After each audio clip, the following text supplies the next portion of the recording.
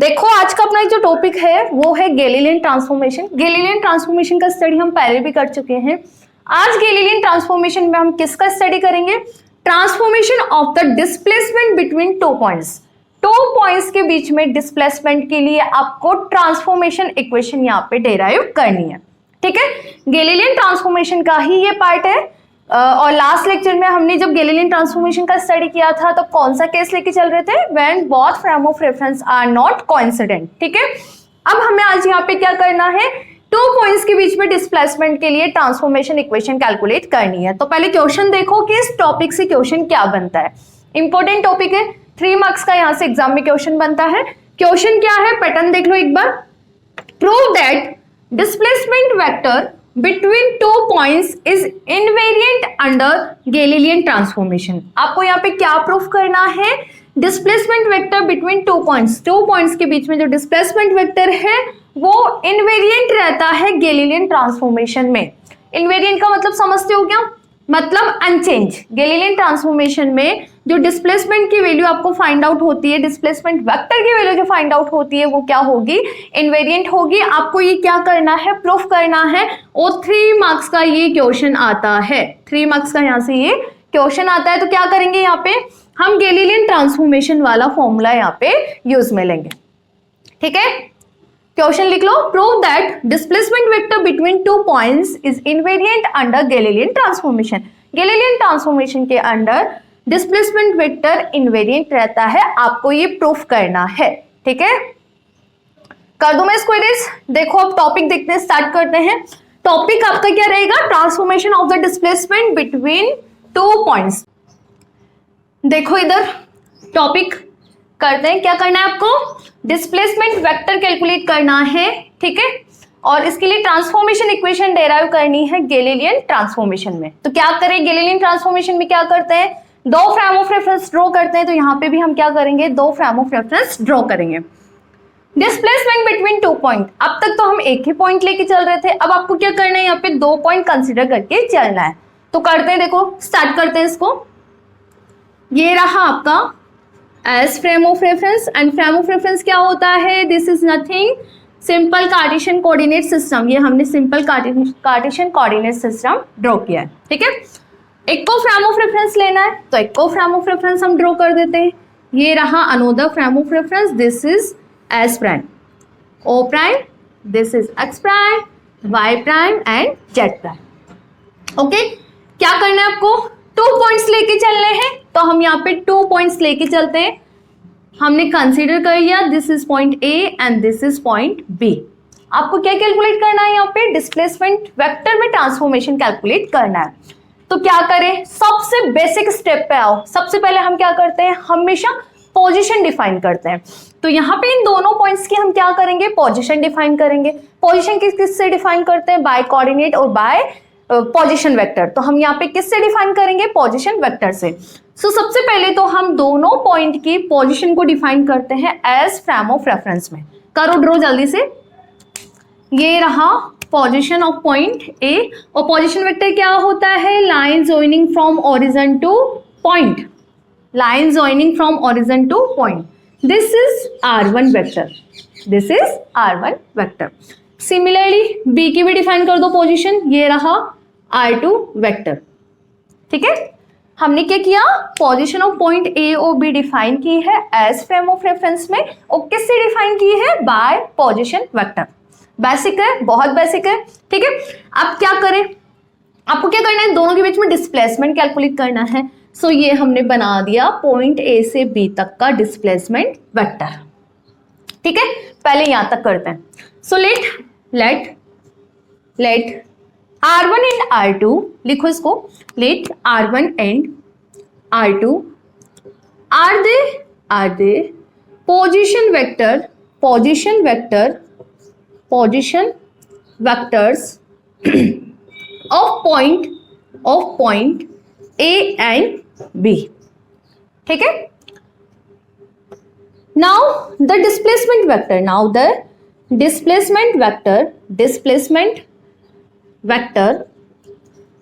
Vector कैसे calculate करोगे? Triangle OAB पे वेक्टर एडिशन अप्लाई कर दो।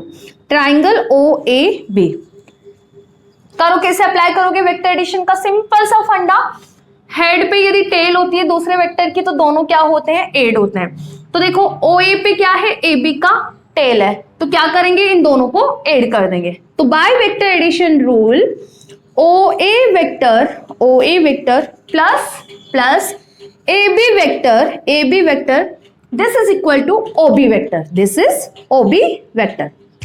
ठीक है, नाउ वैल्यू पुट कर दो, this is r1 vector and this is del r, ये क्या है? Del r। क्लियर है? And this is r2 vector. कोई डाउट यहाँ तक नहीं है ना? बहुत बेसिक यूज में ले रहे हैं हम यहाँ पे। ठीक है, सो डेल r कितना आ रहा है यहाँ पे? r2 minus r1 vector, this is equation number 1। इस तरह से हमने दोनों पॉइंट्स के बीच में डिस्प्लेसमेंट कैलकुलेट किया है इन एज फ्रेम ऑफ रेफरेंस। यहां तक कोई डाउट है? नहीं होना चाहिए, बिल्कुल बेसिक से स्टडी कर रहे हैं हम।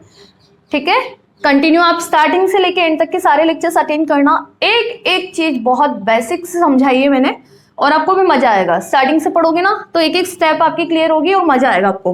Late r1 and r2 are the position vectors of point a and b। Now the displacement vector by triangle OAB। क्या कर रहे हैं हम यहाँ पे? वेक्टर एडिशन रूल अप्लाई कर रहे हैं। Simple vector addition rule apply किया तो हमारे पास ये वैल्यू आ गई। इसको हमने क्वेश्चन नंबर 1 से रिप्रेजेंट कर दिया। क्लियर है? अब क्या करें? एज फ्रेम ऑफ रेफरेंस में भी देख लेते हैं। एज फ्रेम ऑफ रेफरेंस में तो देख लिया, एज प्राइम में देख लेते हैं अब। ठीक है, कि एज प्राइम में इन दोनों की पोजीशन क्या है और यहाँ पे डिस्प्लेसमेंट वेक्टर की वैल्यू क्या कैलकुलेट करते हैं। ठीक है, सो करो ड्रॉ। क्या करें? पोजीशन वेक्टर से डिफाइन कर देते position. So let the position of point A and B आप अच्छे से ड्रॉ करना। चलो मैं इसको एक ग्रीन कलर से ही बना देती हूँ ताकि आप अच्छे से डिफ्रेंशिएट कर पाओ इसको। ठीक है, आप भी 2 कलर पेन यूज में लेना ताकि वो अच्छे से दिखे डायग्राम। हमने यहाँ पे position of A and B as prime frame of reference में डिफाइन की है बाय r1 प्राइम वेक्टर, और दिख रहा है ना आपको? And this is r2 prime vector. And इसमें जो डिस्प्लेसमेंट है वो क्या है? A B vector. ठीक है, according to S prime frame of reference position of A and B is defined by r1 prime and r2 prime vectors and displacement vector is A B vector. ठीक है, लिख लो इसको भी। कर दूं मैं इसको इरेज? ऊपर का थोड़ा इरेज कर रही हूं यहाँ पे। नाउ इफ अप्लाई करो, now the position of point A and B, या फिर now r1 prime and r2 prime are the position vectors of point A and B in S prime frame. ठीक है, सो r1 प्राइम, बताओ r1 prime की value कितनी calculate करते हैं हम गैलीलियन ट्रांसफॉर्मेशन में? कितनी वैल्यू आती है? r1 minus VT. याद है क्या आपको? गैलीलियन ट्रांसफॉर्मेशन में हमने ये इक्वेशन डेराइव की थी और मैंने वहां पे बोला भी था कि ये इक्वेशन हम मेनी ऑफ टाइम आगे यूज में लेंगे। आ गई ना यहाँ पे यूज? ठीक है, r1 प्राइम कितना कैलकुलेट किया था हमने? r1 minus VT. Similarly r2 prime कितना आया था? r2 minus VT. ठीक है, अब आपको देखो यहाँ पे क्या करना है? डिस्प्लेसमेंट कैलकुलेट करना है। तो क्या करें? Again vector addition rule apply कर देते हैं। In S prime frame of reference displacement in S prime frame, बताओ क्या होगा? By triangle O prime A B. बताओ अब आप simple vector addition rule apply करना है ना? कर लोगे? इस वाले वेक्टर की हेड पे इसकी टेल है, मतलब O prime A vector plus A B vector, this is equal to O prime B vector, this is equal to O prime B vector. ठीक है, नाउ यदि हम इसको सिंप्लीफाई करें तो देखो ए बी वेक्टर कितना आ रहा है आपके पास? ओ prime B minus O prime ए। ठीक है, पुट कर दो। ये दोनों क्या है?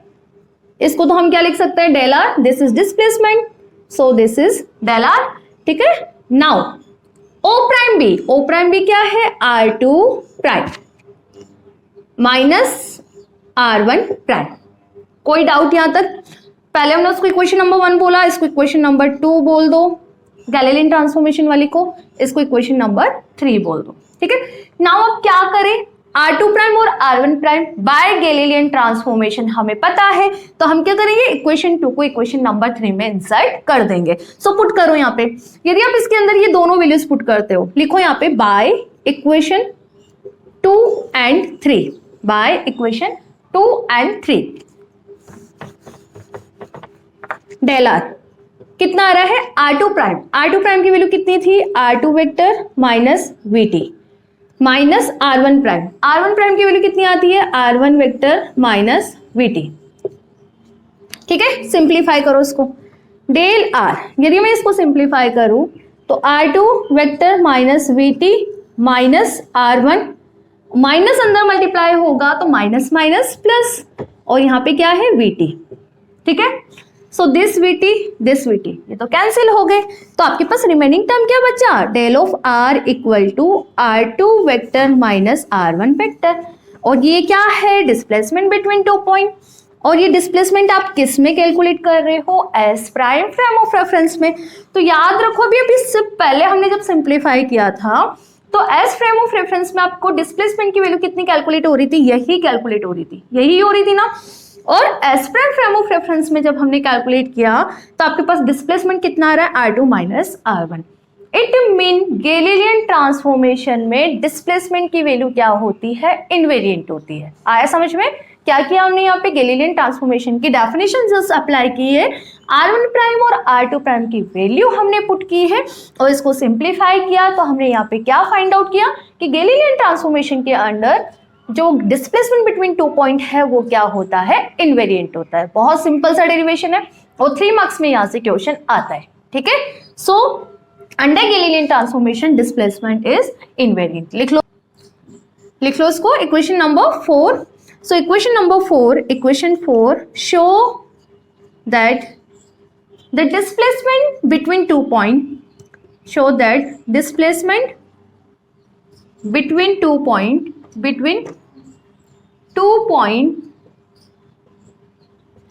is invariant under Galilean transformation, लिख लो इसको, कर लोगे ना, एग्जाम में आएगा तो बहुत सिंपल है, छोड़ के नहीं आना है, सिंपल वेक्टर एडिशन का यहाँ पे खेल है। आगे देखो वेलोसिटी ट्रांसफॉर्मेशन, कि वेलोसिटी ट्रांसफॉर्मेशन कितना कैलकुलेट होगा अंडर गैलीलियन ट्रांसफॉर्मेशन, कर लेते हैं ये भी कैलकुलेट, छोटा सा टॉपिक है।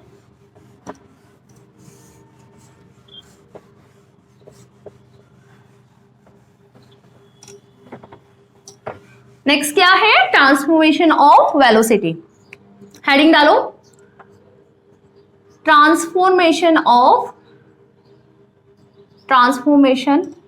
Of velocity. आपको क्या करना है, यहाँ पे वेलोसिटी में ट्रांसफॉर्मेशन इक्वेशन कैलकुलेट करनी है। तो क्या करें, again 2 frame of reference draw करना है, ये हमने 2 फ्रेम ऑफ रेफरेंस ड्रॉ कर दिया, this is S frame of reference, okay. Origin हमने O डिफाइन कर दिया, another frame of reference this is S prime frame of reference, ये हमने डिफाइन कर दिया, ठीक है। बना दो आप, ये बना लोगे ना, कोई दिक्कत नहीं आएगी, ठीक है। अब हम यहाँ पे क्या करेंगे, आपको क्या करना है, वेलोसिटी में ट्रांसफॉर्मेशन कैलकुलेट करना है। अब तक तो हम यहाँ पे पॉइंट P पे जो पार्टिकल लेके चल रहे थे रेस्ट पे लेके चल रहे हैं, ठीक है। अब हम क्या करेंगे, यहाँ पे जो पॉइंट P पे जो पार्टिकल लेके चलेंगे वो क्या है, मूविंग है, मूविंग सिचुएशन में है। तो क्या करें, पोजीशन डिफाइन कर देते हैं, this is O prime vector and this is R1 vector या R वेक्टर, ठीक है, and this is R prime vector, this is R prime vector, okay. Now जब आप यहाँ पे पार्टिकल लेके चल रहे हो पॉइंट P पे, वो क्या होगा, मूविंग होगा, ठीक है।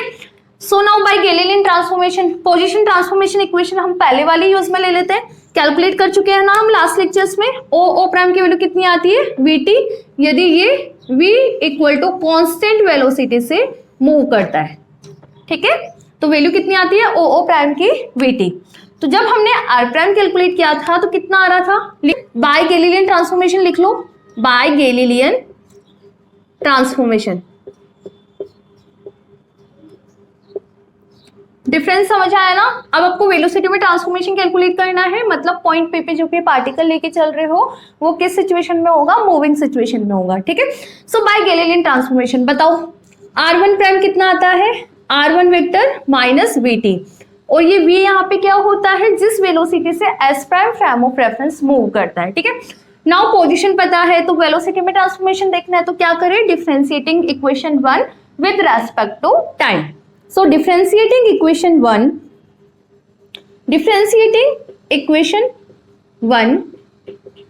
with respect to time,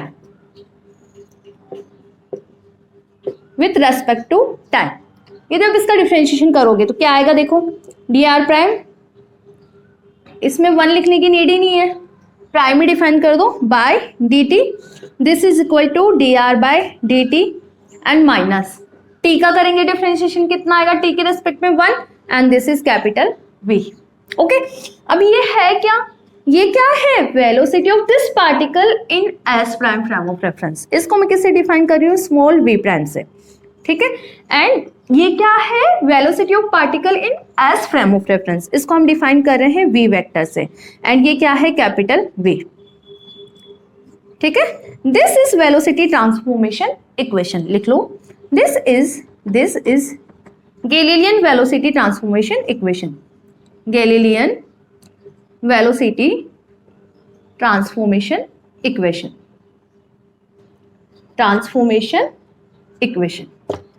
ठीक है, कर लोगे, सिंपल। ट्रांसफॉर्मेशन ऑफ पोजीशन हमने यूज में लिया, टाइम के रेस्पेक्ट में हमने इसका डिफरेंशिएशन किया तो कितना रहा है, v prime equal to v minus capital V। Difference देख रहा हूं, कैपिटल V है क्या, s prime frame of reference जिस वेलोसिटी से मूव कर रहा है, स्मॉल v क्या है, velocity of this particle in s frame of reference, v prime क्या है, velocity of this particle in s prime frame of reference. So this is relation between small v and capital V। तो ये किस चीज को show कर रहा है, वेलोसिटी ट्रांसफॉर्मेशन इक्वेशन को शो कर रहा है, ठीक है। अब आप मुझे खुद बताओ कि वेलोसिटी इनवेरिएंट रहती है क्या अंडर गैलीलियन ट्रांसफॉर्मेशन, नहीं रहती, व्हाई, बिकॉज यहाँ पे v प्राइम की वैल्यू क्या आ रही है, v से कुछ अमाउंट कम आ रही है, दोनों इक्वल नहीं आ रहे ना, तो गैलीलियन ट्रांसफॉर्मेशन में वेलोसिटी की वैल्यू इनवेरिएंट नहीं रहती, ध्यान रखना, नहीं रहता ना। अब हम ट्रांसफॉर्मेशन ऑफ एक्सेलरेशन कैलकुलेट करें, यदि मैं यही बता देती हूँ, इसको थोड़ा सा ऊपर करके, ट्रांसफॉर्मेशन ऑफ एक्सेलरेशन, अगली हेडिंग डालो, ट्रांसफॉर्मेशन ऑफ एक्सेलरेशन। अब बताओ आप ट्रांसफॉर्मेशन ऑफ एक्सेलरेशन के लिए क्या करें, वेलोसिटी ट्रांसफॉर्मेशन पता है तो इसका t के रेस्पेक्ट में हम एक बार डिफरेंशिएशन कर दे, इसको इक्वेशन नंबर 1 दिया है ना, तो इसको इक्वेशन नंबर 2, ठीक है। सो करो differentiating equation number 2 with respect to time, यहीं पे कर लो, differentiating equation 1 with respect to time, ठीक है, करो। इसका यदि हम करेंगे तो कितना आएगा, dv prime by dt, this is equal to dv by dt and minus of this is dv by dt, ठीक है। अब बताओ मुझे वैल्यू क्या आएगी, क्या एक्सेलरेशन इनवेरिएंट रहता है, बताओ आप खुद, this is equal to 0, why, because यहाँ पे जो कैपिटल V है वो क्या है, यूनिफॉर्म वेलोसिटी है, कांस्टेंट वेलोसिटी, तो कांस्टेंट का यदि हम डिफरेंशिएशन करते हैं तो क्या आता है, 0 आता है, तो it mean this is a prime and this is equal to a vector, and this is acceleration of particle in s prime frame of reference and this is acceleration of particle in s frame of reference. It mean under Galilean transformation acceleration क्या होता है, invariant रहता है, change नहीं होता, a prime equal to a, ठीक है। Now force की बात करें हम, ट्रांसफॉर्मेशन ऑफ फोर्स की यदि मैं बात करूं, ट्रांसफॉर्मेशन ऑफ फोर्स बताओ क्या इनवेरिएंट रहेगा, यस इनवेरिएंट रहेगा। व्हाई? बिकॉज आप क्या करोगे यहाँ पे, मास ऑफ पार्टिकल तो चेंज होने से रहा, मास ऑफ पार्टिकल को दोनों साइड से मल्टीप्लाई करेंगे, तो ये क्या है, F prime equal to F. It mean inertial frame of reference में जो फोर्स एक्ट होता है दोनों फ्रेम ऑफ रेफरेंस में सेम ही एक्ट होगा। बिकॉज आप गैलीलियन ट्रांसफॉर्मेशन लेके चल रहे हो, गैलीलियन ट्रांसफॉर्मेशन में दोनों फ्रेम ऑफ रेफरेंस कैसे होते हैं, इनर्शियल फ्रेम ऑफ रेफरेंस ही होते हैं। गैलीलियन ट्रांसफॉर्मेशन में हम क्या करते हैं, इनर्शियल फ्रेम ऑफ रेफरेंस के बीच में रिलेशन को डिस्क्राइब करते हैं। So transformation of force, this is also invariant under Galilean transformation. This is equation number 3। तो लिख लो यहाँ पे equation number 3 multiply by mass of particle, ठीक है। यदि आप इसको मल्टीप्लाई करोगे तो क्या आएगा, M A prime equal to M A, ठीक है, and this is equal to F prime equal to F. It mean under Galilean transformation force की जो वैल्यू है वो क्या रहती है, इनवेरिएंट रहती है, ठीक है। तो एक बार यदि हम रिवाइज करें तो पोजीशन इनवेरिएंट नहीं होता, पोजीशन चेंज होती है, ठीक है। Displacement between two point invariant रहता है, ठीक है। ये हमने वेलोसिटी की बात की तो वेलोसिटी क्या होती है, चेंज होती है, मतलब इनवेरिएंट नहीं होगी। एक्सेलरेशन की बात की तो एक्सेलरेशन क्या होता है, इनवेरिएंट होता है, और फोर्स भी क्या होता है, इनवेरिएंट होता है। सो इस तरह से हमने गैलीलियन ट्रांसफॉर्मेशन में position transformation, velocity transformation, acceleration transformation और फोर्स ट्रांसफॉर्मेशन का स्टडी किया है। इंपॉर्टेंट टॉपिक है, एग्जाम में मैनी ऑफ टाइम पूछा जाता है।